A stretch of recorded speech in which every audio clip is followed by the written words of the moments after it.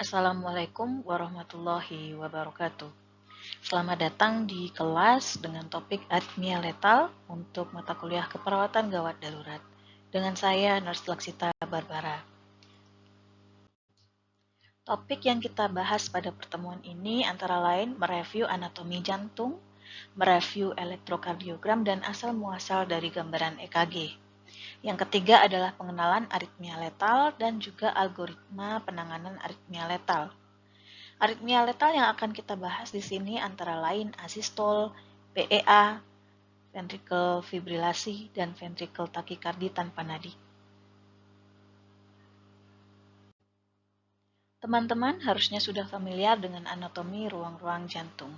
Di antaranya atrium kanan dan kiri, ventricle kanan dan kiri, berbagai katup jantung dan pembuluh darah, arteri dan vena pulmonari, aorta dan vena cava. Apabila ada yang terlupa, silakan review kembali di keperawatan medikal bedah. Pada pertemuan ini secara khusus kita akan mereview pembuluh darah yang memvaskularisasi jantung itu sendiri, memberikan oksigenasi dan nutrisi pada jaringan jantung sehingga berfungsi dengan baik. Yang perlu teman-teman kenal di sini diantaranya ada arteri koronari kanan, kemudian arteri koroner kiri, beserta cabangnya, yakni arteri anterior descendant kiri atau left anterior descendant atau LAD. Kemudian juga ada circumflex arteri. Mengetahui anatomi arteri koroner jantung dapat membantu kita dalam memahami kondisi penyakit jantung koroner. Yang terjadi adalah ketika ada sumbatan pada arteri koroner di lokasi tertentu, maka kondisi iskemik ataupun infak akan terjadi pada area yang divaskularisasi arteri tersebut. Contoh, apabila terjadi sumbatan pada arteri anterior descendant, maka area anteriorlah yang menunjukkan tanda iskemik ataupun infak. Iskemik itu kondisi kekurangan oksigen, sedangkan infak sudah melibatkan kematian jaringan. Lebih jelasnya bisa dilihat pada video berikut ini. Bisa kita lihat arteri berikut ini adalah arteri koroner kanan. Dan di balik arteri pulmonari, kita bisa lihat arteri koroner kiri yang bercabang ke left anterior descendant atau LAD. Dan cabang berikutnya adalah arteri circumflex yang menyamping atau di lateral. Arteri koroner kanan sendiri memvaskularisasi area jantung hingga bagian posterior dan inferior dari jantung.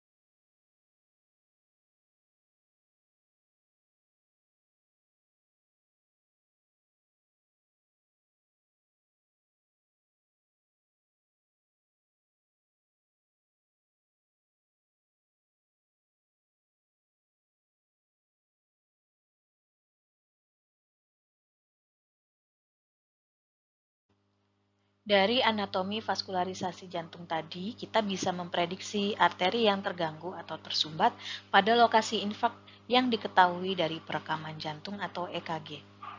Jadi, apabila dari EKG diketahui lokasi infak di inferior, maka kemungkinan arteri yang tersumbat adalah right coronary artery. Kemudian apabila ditemukan lokasi infaknya di anteroseptal maupun anteroapikal, maka kemungkinan arteri yang tersumbat adalah left anterior descendant atau LAD. Sedangkan apabila ditemukan pada anterior lateral atau anterolateral itu prediksinya ada di circumflex. Sedangkan untuk lokasi di posterior kemungkinan adalah right coronary artery juga. Beralih kepada anatomi kelistrikan jantung, jantung memiliki sistem konduksi yang memungkinkannya untuk berdetak dengan normal. Aktivitas listrik yang normal menghasilkan kontraksi yang normal pada jantung, sehingga jantung bisa mengalirkan darah ke seluruh tubuh dengan optimal. Gelombang listrik jantung yang normal digambarkan dengan gelombang yang disebut irama sinus. Irama sinus dihasilkan oleh nodus sinoatrial atau SA node. Berikut SA node. SA node berfungsi sebagai pacu jantung atau pacemaker. Dari SA node, listrik dihantarkan ke seluruh otot atrium kanan dan kiri, menyebabkannya berdetak, memompa darah ke ventrikel. Listrik juga dihantarkan ke nodus atrioventrikular atau AV node.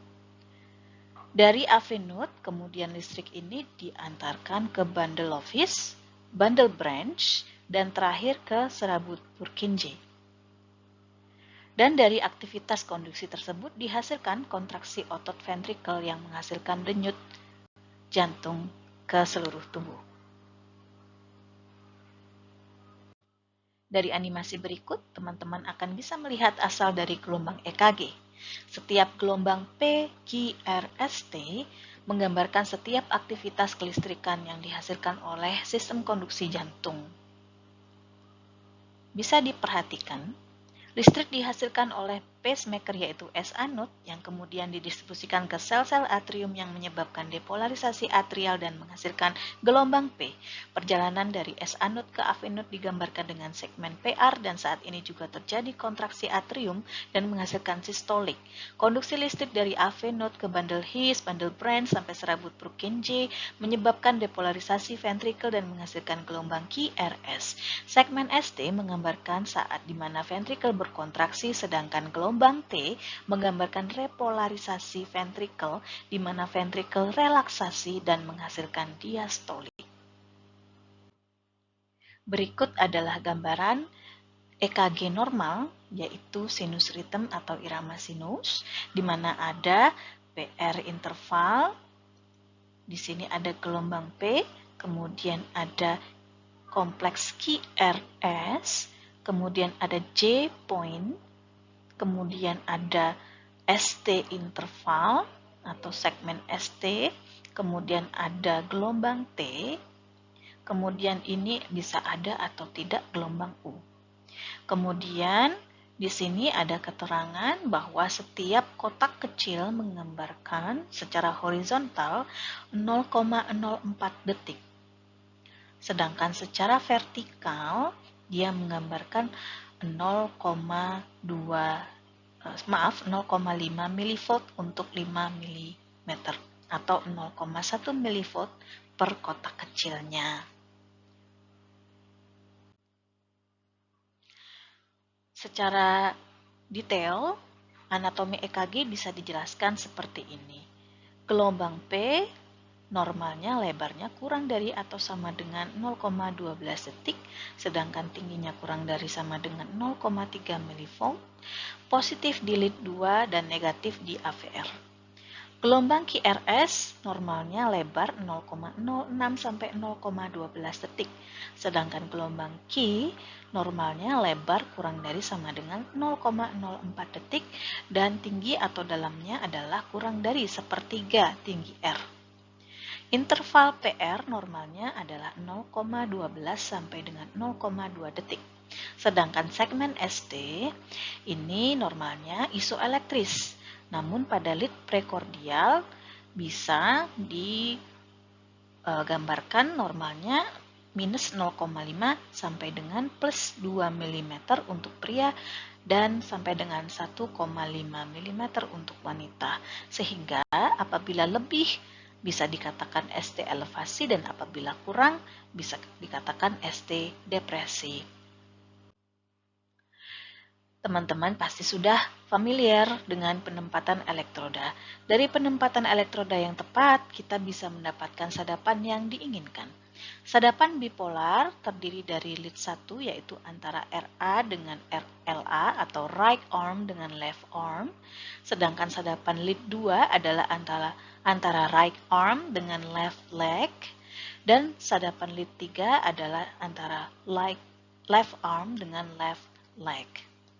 Lalu ada sadapan unipolar yaitu di lead AVR, AVL, dan AVF. Serta lead unipolar lainnya adalah lead prekordial yaitu V1, V2, V3, V4, V5, dan V6. Adapun apabila teman-teman menemukan di pasien ada gejala khas serangan jantung, namun di EKG-nya normal, kita bisa tambahkan pemeriksaan sadapan posterior. Posterior itu artinya di belakang, yaitu V7, V8, dan V9. Sadapan ini bisa mendeteksi adanya gangguan pada area posterior jantung. Berikut gambaran lebih jelas terkait sadapan dan area yang direpresentasikan.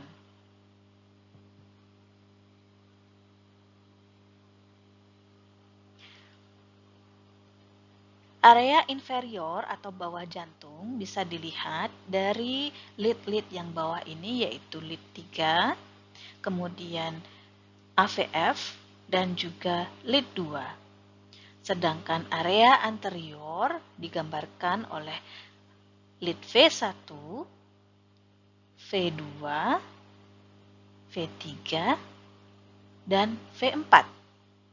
Area lateral atau samping jantung digambarkan oleh V5, kemudian V6, juga oleh lead 1, dan juga lead AVL. Sedangkan area posterior yang divaskularisasi oleh arteri koroner kanan dapat dilihat dari lead V7 sampai dengan V9.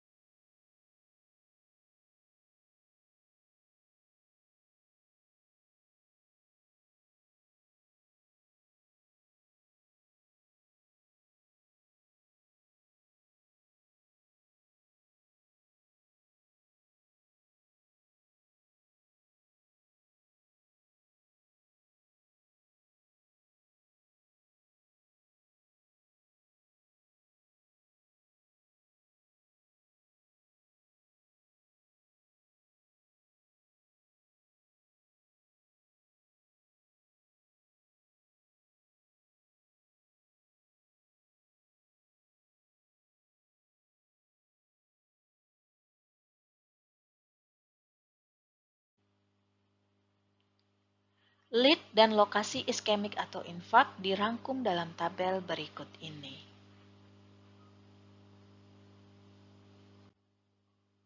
Berikut adalah contoh adanya iskemia yang ditandai dengan ST elevasi. Dapat dilihat di sini ST elevasi ditemukan ada di lead 2, 3, dan AVF yang menunjukkan lokasi iskemik ada pada inferior jantung. Sedangkan ST elevasi di sini juga ditemukan pada V4, V5, dan juga V6, menunjukkan iskemi pada bagian lateral juga. Beralih kepada gambaran EKG letal. Gambaran EKG berikut ini kesemuanya dapat ditemukan pada kasus henti jantung. Bisa saja aktivitas kelistrikan jantung masih ada, namun karena konduksi atau produksi listrik tidak normal, maka tidak disertai kontraksi jantung. Oleh karena itu, tidak terdapat denyut nadi. Ketika ditemukan pasien henti jantung, maka tim Code Blue akan memasang elektroda pada alat defibrilator sehingga bisa dilihat gambaran EKG pada monitornya. Ada irama yang dapat diberikan kejut jantung atau shock, atau kita bisa menyebutnya shockable. Namun juga ada yang tidak bisa diberikan shock atau unshockable. Ventricular fibrillation atau VF merupakan salah satu aritmia letal yang dapat diberikan kejut atau shock. VF dapat tergambar kasar seperti ini. ataupun halus kecil-kecil seperti ini. Aritmia ini menyebabkan jantung hanya bergetar saja dan tidak mampu berkontraksi ataupun menghasilkan denyutan. Jadi pasti aritmia ventricular fibrillation ini tidak teraba nadi. Berikut adalah kriterianya. Kemudian, ventricular tachycardia atau VT. VT ini memiliki berbagai jenis. Kali ini teman-teman perlu mengetahui VT yang tanpa nadi. Gambaran VT dapat dilihat pada contoh EKG berikut, di mana hanya terdapat gelombang QRS tanpa adanya P maupun gelombang T dan segmen lainnya. Bisa saja jantung berdenyut dan teraba nadi pada VT. Namun lama-kelamaan apabila jantung kelelahan atau tidak dapat berkontraksi dengan optimal, maka kontraksi tersebut tidak menghasilkan denyutan nadi. Inilah ketika terjadi VT tanpa nadi. Jadi VT itu bisa teraba nadi, bisa juga tidak teraba nadi. Sehingga apabila teman-teman menemukan aritmia VT, maka langkah yang perlu dilakukan adalah cek nadi pasien. Apabila tidak teraba, maka aritmia ini tergolong yang bisa diberikan kejut atau shockable. Berikut kriterianya. Berikutnya adalah pulseless electrical activity atau PEA. Pulseless artinya tidak ada nadi. Jadi, irama apapun yang muncul di monitor selain VT, VF, dan asistol. Apabila kita cek nadi dan ternyata nadi tidak teraba, maka irama tersebut dikatakan PEA. Irama PEA tidak dapat diberikan kejut atau unshockable. Adapun apabila sama sekali tidak terdapat aktivitas kelistrikan pada jantung, maka akan didapatkan irama asistol atau flat line. Flat line, garis lurus ya. Irama ini tidak dapat diberikan kejut atau unshockable. Berikut adalah penata laksanaan 4 aritmia letal yang tadi sudah dijelaskan. Penata laksanaan dari keempat aritmia letal tersebut adalah dengan Basic Life Support atau BLS maupun Advanced Cardiac Life Support atau ACLS. Berikut ini adalah algoritma pada ACLS. Pertama, apabila mendapati kasus henti jantung, maka lakukan resusitasi jantung paru atau RJP segera. Setelah tim code blue datang, kemudian defibrilator terpasang dan muncul irama di monitor, tentukan apakah irama tersebut shockable atau unshockable. Untuk irama shockable, yaitu VF dan VT tanpa nadi, maka dapat diberikan kejut atau shock. Setelah shock, dilanjutkan lagi dengan RJP atau CPR serta obat-obatan. Namun untuk irama yang unshockable, yaitu asistol maupun PEA, maka hanya dilakukan RJP serta pemberian obat-obatan. Prosedur ini dilakukan hingga nadi kembali spontan atau ROSC atau terdapat tanda-tanda kematian irreversible. Khusus untuk irama asistol, sebelum ditentukan tindakannya, terlebih dahulu perlu dilakukan flatline protokol untuk memastikan bahwa irama yang dilihat benar-benar asistol dan bukan karena kesalahan teknis. Flatline protokol ini terdiri dari, pertama, kita harus periksa elektrodanya, pastikan terpasang dengan benar. Yang kedua, di monitor, periksa semua lead yaitu lead 1, 2, dan 3. Pastikan semuanya adalah asistol. Dan yang ketiga, Pastikan gelombang yang terlihat itu memang asistol dan bukan VF yang tidak terdeteksi. Nah, untuk memastikan hal ini, kita perbesar skala gelombang di monitor. Jadi pastikan itu bukan VF yang kecil-kecil. Setelah flatline protokol dilakukan dan memang itu benar-benar asistol, barulah kita ikuti algoritma aritmia yang unshockable. Demikian video untuk perkuliahan pada topik aritmia letal. Terima kasih atas perhatiannya. Berikutnya silakan kerjakan kuis yang sudah disediakan pada LIDS.